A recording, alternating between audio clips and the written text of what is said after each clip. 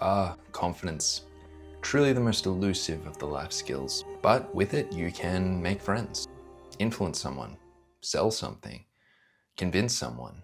Confidence makes you more attractive, likable, respected, and trustworthy. I mean, there's a reason they call them con men, short for confidence man. The whole scam is that you act confident about something, people give you something, and then you run away. But this is not a how to be a con man video. I've made a whole video on that if you want to check it out. The point is, you would 100% without a doubt benefit from being a little more confident. And to be clear, when I say confidence, I'm not talking about arrogance. See, the way I was raised, confidence was put in the same bucket as cockiness, arrogance, overconfidence. But that's not what confidence means at all. Confidence is simply the realistic belief in your own skills, judgment, and worth. Now, if you're anything like me, you would have looked at that definition and think, well, I give up. I'm never gonna be that. I totally get it. And I'm definitely not at the stage of supreme confidence. But I have been doing a lot of work on it. And I've learnt a lot through researching it. And I wanna share with you what I think are the most important things that you need to know about confidence, about how to get it, how to keep it, and how to protect it. The first thing is confidence comes after action, not before it. Just like you can't be a confident driver until you've actually driven a car for probably a few months, you cannot be confident in something until you've done it. Now, when I learned this, I was actually really annoyed because I'm very much an analyzing type of person. I like to think about things and plan. And when I learned that I couldn't think my way to being confident, it was actually really disappointing. But it's the reality. You can't think your way to be confident. You have to behave your way into being confident. If you want to make friends, for example, or you just want to be less socially awkward, you have to start taking action towards doing that. A small action, like making eye contact with someone and looking away naturally rather than the panic look away. That's it. That's your goal. It's like progressive overload in the gym. For those of you who don't know, you start with a light weight, you lift that weight till you're good at doing it with good form and you feel confident. Then the next time you go into the gym, you put more weight on the bar and you get good at that. Now, when I started doing these small actions, it felt kind of silly. I was like, this is what my life has been reduced to. My goal for the day is to make eye contact with another human without panicking. But I had spent years hiding from the world, not trying things that made me uncomfortable. And when you do that, your comfort zone shrinks. I always thought of your comfort zone as a fixed thing for some reason. I knew it could grow, but I didn't know it could shrink, but it does. And if you've been making decisions with the intention of keeping you safe and comfortable, like I was, you might have to start from the very bottom, the way I did, and just start with very basic, simple human interaction. And don't feel you have to pick the hardest target for these human interactions. You don't have to pick the massive jacked guy at the gym. You don't have to try and start a conversation with the hot girl at the coffee shop. Just start with people that don't scare you so much. For me, it's old ladies. I'm very comfortable with them. And that's a really good starting point for me. Now, the reason you're doing these little basic human interactions is because confidence is built through evidence. You need to build a file of evidence in your brain that you are good at this certain thing. So when you have to go to the shop to buy milk, you don't have to panic because you know you can handle basic interactions with humans. You can look at the checkout person, you can ask them a question maybe, you can make eye contact, you know you'll be fine, you don't have to panic because you have evidence that you've done it before. Hence, you are confident at that thing. Now, the next really important thing is you need to expect setbacks and pushback. What I'm learning is that the path to confidence is not linear. It has peaks and valleys. One day you'll walk into the gym feeling 10 feet tall. You're pumped up, you're ready to interact with people, you're ready to train your confidence muscle. But the next day you might walk into that same gym feeling really flat and self-conscious and insecure, and you just don't want to interact with people at all. That's fine. It's bound to happen. The thing is, it's almost always just an external factor. You might be dehydrated, you might have had a bad sleep, you might have picked an outfit that just doesn't work and you feel self-conscious about it. Okay, so let's say you're having one of these bad days. You're in the gym, you're not feeling it, you feel self-conscious, you don't even want to be there, let alone act confident. What you need to do is tell yourself, okay, I'm not feeling it today, that's okay, it's just temporary. but I'm going to do one thing while I'm here that aligns with the person I'm trying to become. Something simple like keeping your posture open, not looking down when you're walking through the gym. Because if you totally cave and revert back to your old habits completely, you're just reinforcing the belief in your brain that if I leave my comfort zone, I'm unsafe. And that's what we're trying to do, is change that belief. So that's the setbacks that you need to expect. The other thing that's going to happen is pushback. When you start acting more confident, maybe you're standing taller, you're making eye contact, you're being more outgoing, it's going to feel very weird. It might even feel like you're coming across as arrogant or self-absorbed. And this may make you want to retreat back into your comfort zone, back to your comfortable behavior. So that's the pushback you're going to experience from yourself, from your brain. The other pushback you might experience is people who know you are going to start noticing that you're acting different. And they might make a comment like, hey man, you're acting weird, what's going on? Now, they might be genuinely curious and not trying to be critical at all. Or they could just be insecure and they don't like the fact that you're outgrowing them. Either way, it can make you feel really uncomfortable and self-conscious right there on the spot. And I've actually experienced this myself. And the first thing you want to do is just go back to your old ways because it's comfortable and it feels safe and people don't comment on you when you're acting in that comfortable, safe way. But you have to keep going. In time, your brain will get used to your new behavior. It will stop screaming at you to retreat back to your old ways, and your friends and family will get used to it as well. And if they really care about you, they'll actually celebrate this new version of you. And the ones who can't handle it, well, maybe they need to go and do some work on themselves. And maybe your actions will inspire them to do that. Now, the third thing you need to know about confidence, and this is perhaps the most important part. This has been the hardest part for me to accept. It's that your value needs to come from within. So think about your ideal, super confident, stable, secure self. Or maybe you even know someone in real life who has it all. They're attractive, they have money, they have skills, they come across as very confident, they have everything and every reason to feel confident. Even them, if their value doesn't come from within, then a bad day or a bad experience can knock them down like a house of cards. Let me explain it with a much more simple illustration. So I'm pretty tall. I'm 6'6" or 198 centimeters. Now, when I was younger, this was something I really hated about myself because people commented on it all the time. I couldn't blend in. It just made me feel really self-conscious. Nowadays, I like being tall, aside from the fact that it makes buying clothes really difficult. But I think it's a net positive. Most guys want to be taller. I am tall. It's good. It's something for me to be confident about. But if I meet someone new and they don't comment on it, my brain starts to go, hang on, why didn't they say anything? Am I not that tall? Do they not care? Did they not pay any attention to me at all? Am I that boring? Now, the thing is, my height hasn't changed, but I'm placing my value on my physical presence purely on how people react to meeting me, which leads to me spiraling when I don't get the reaction that I expect. Hence the people pay no attention to me, I'm boring, I'm average. So what you need to do is look at your value like a priceless piece of art. Let's say a Van Gogh, Starry Night, which is legally considered priceless. I didn't know that was a thing. So let's say Starry Night is hanging on your wall at home. You've acquired it somehow. And you have some friends coming over. So your friends come over, you're having a good time, and eventually one of your friends sees the painting and goes, damn, that's a Van Gogh. How did you get it? It's so beautiful. Look at the brushwork. Look at the colors.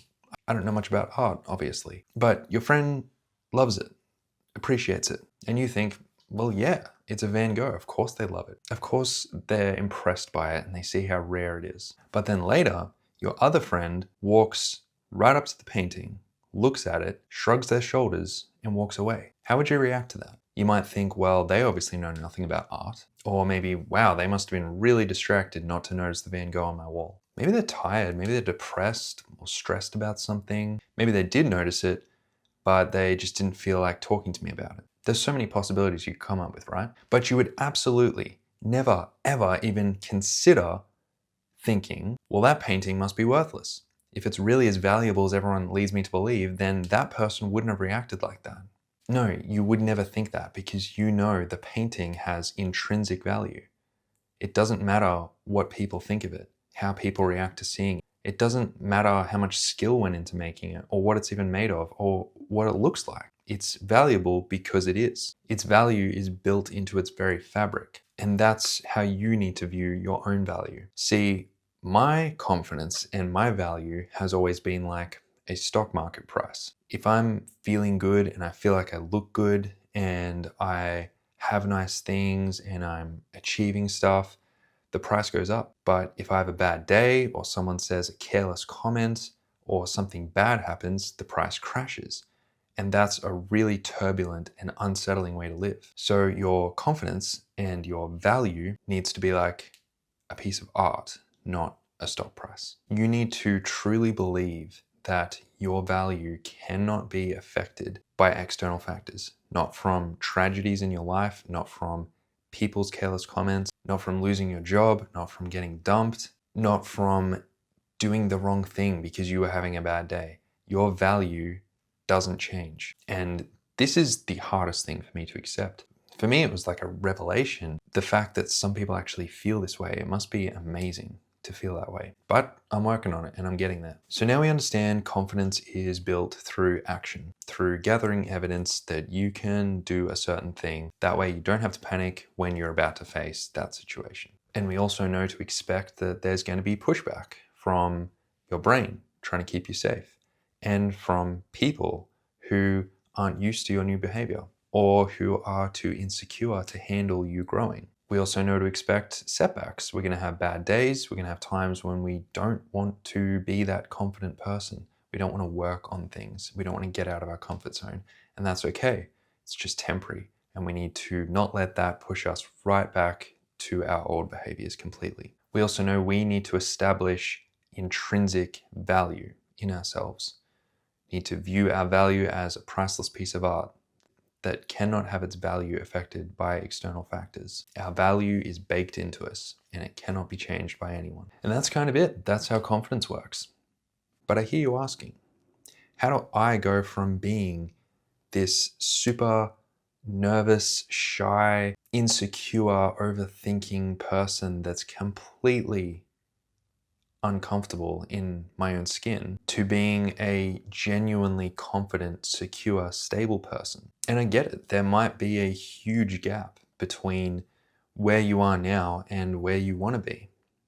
That was certainly the case for me. And I wondered, how is it even possible to get from here to where I want to be? And what does that even look like? So here is a blueprint for what your journey is probably going to look like. And you might change a few things, of course, but it just illustrates that this is a step-by-step process and it's a journey, it's a marathon, not a sprint, and it is possible. So as I said, you've got to view it as progressive overload, like in the gym. You start with a light weight, you work on that until you're confident with it, and then you add more weight next time. So level 1, this is where I started, right at the bottom. We're starting with a very light weight here, and it is getting comfortable with being seen. So working on your posture, taking up more space, and being okay with people seeing you. Maybe not all the time. It's easy to forget about your posture and go back to your old shrunken down person trying to hide in the shadows, but you're being conscious of it. You're thinking about it and you're noticing when you're doing this, and then you're opening up your posture and you're correcting it. And you're just getting comfortable with that. That's the first level. Eventually, this will become normal and comfortable for you. Now we're at level 2. This is where you might actually start having some interactions with some real human beings. It's crazy, right? And you're just going to start with making some eye contact, or at least not darting your eyes away as soon as you make eye contact with people. For me, I had this, it was actually a reflex. I would be trying to make eye contact with people and I eventually would lock eyes with someone and I would just, as a reflex, look away. I would look down or dart my eyes away, and a millisecond later I would go, why did I do that? I'm trying to make eye contact with people. But it's a reflex. Your brain panics. It thinks it's unsafe and it has this built-in reaction. And all you're trying to do is teach your brain that it doesn't need to do that. So that's level 2. Level 3 might look like you're just saying a few words to people in low stakes situations. Something like, I hope you have a great day, or your dog is cute. I don't know, something. Now, the keyword here is low stakes situations.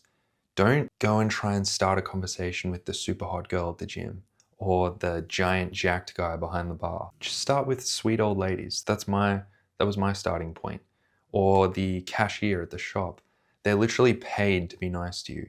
It doesn't get any lower stakes than that. You've now entered level 4, which is all about being more present in conversations. You're pretty good at just talking to people. Now you're working on being genuinely interested in people and using that interest and curiosity to react naturally to what they're saying. This allows you to actually be yourself and say the things you want to say, which if you're anything like me, you may have never really experienced because you're always stressing about what you're going to say next or what to do with your hands or if the person thinks you're interesting.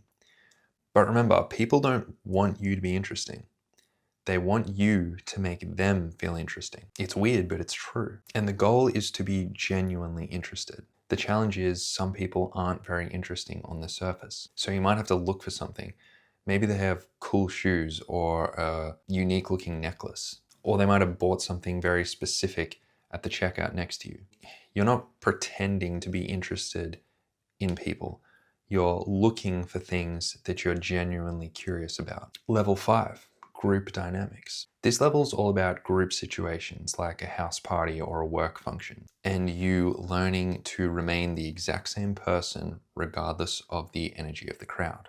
So that even when you're in these high pressure social situations where there's a lot of people, there's a lot of personalities and variables, you're not just dealing with sweet old ladies anymore. You're dealing with big, jacked, confident dudes. You're dealing with attractive girls. You're dealing with grumpy old dudes. You're dealing with Karens. You don't know what you're going to face. But even in that situation, you're still on a mission to take control of your environment. You're still looking to connect with people and you're not waiting for them to approach you. You don't act one way to impress the girls and then another way to impress the confident, jacked guys. You're not a chameleon. You act with authenticity with everyone. Now you're at level 6, enforcing boundaries and protecting your space. The final boss, the ultimate test for the genuinely confident person. If you've ever been to one of my family reunions, which you probably haven't, you'll know that sometimes people try to test you. They make a little remark that's out of line, make a passive-aggressive joke at your expense, or they disrespectfully cut you off mid-sentence, or challenge you to an arm wrestling match to prove they're stronger than you. I swear, every time, it's like day 1 at high school. Now, when these situations come up, the insecure person will shrink back and retreat to their comfort zone, like a turtle to their shell. They laugh it off, or maybe they just flat out accept that they should be treated that way because they don't have any value. It's sad. But when a confident person is in this situation, they don't shrink back at all. They don't even alter their behavior in any way for a very simple reason. They realize that when they are personally attacked or disrespected, this is not a cause for alarm. This is simply a window into the soul of the attacker. It reveals their insecurity or their fear or just their lack of social ability. And that's another point that I really want to drive home in this video is that if you are ever treated badly, if you're treated with disrespect or someone's just trying to bring you down, it is never a reflection of your value. It is purely just a spotlight on the deficit of the attacker. The confident person knows this, so they never react with anger or defensiveness.